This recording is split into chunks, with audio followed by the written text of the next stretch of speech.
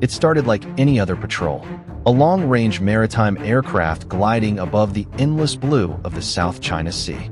Calm skies, steady hum, nothing unusual. And then out of nowhere, a shadow appeared on the radar.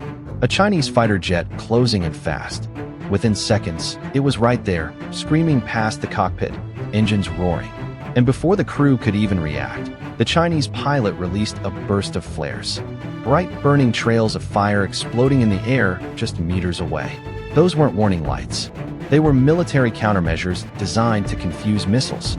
But at that distance, they could torch an engine or ignite the fuselage.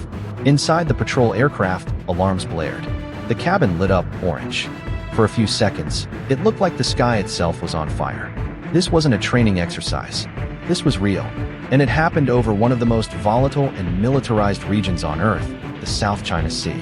The aircraft involved in this incident was AP-8 Poseidon, one of the most advanced maritime patrol planes in the world.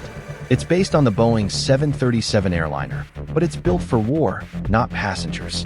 On the outside, it looks like a commercial jet, but the interior is pure military technology. Inside, instead of rows of seats, you'll find mission consoles, radar screens, sonar operators, and advanced communication systems. Each seat is manned by a specialist monitoring the ocean below, scanning for submarines, ships, and even small boats.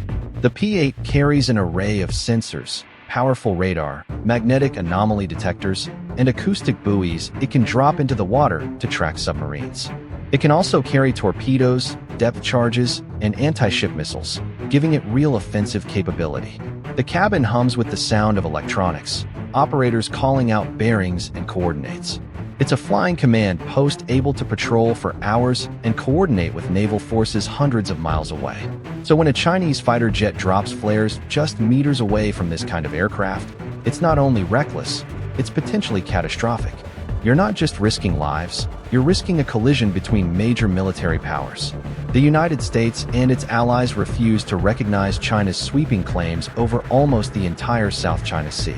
To demonstrate this, the U.S. Navy conducts what it calls freedom of navigation operations, missions that deliberately pass through contested waters to assert international rights.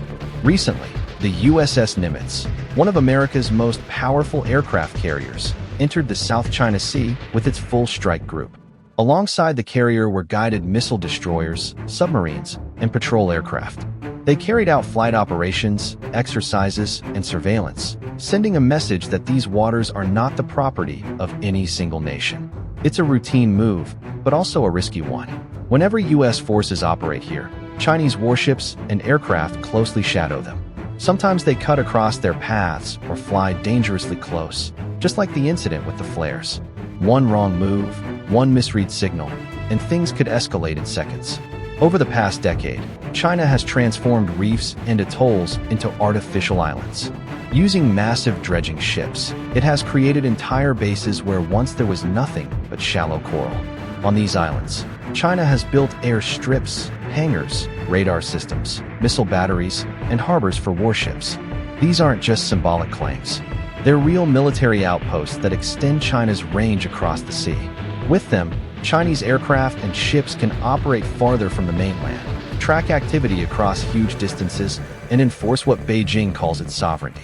From these outposts, the Chinese Navy and Air Force can respond within minutes to any aircraft or ship that enters the area. The message to everyone else is clear.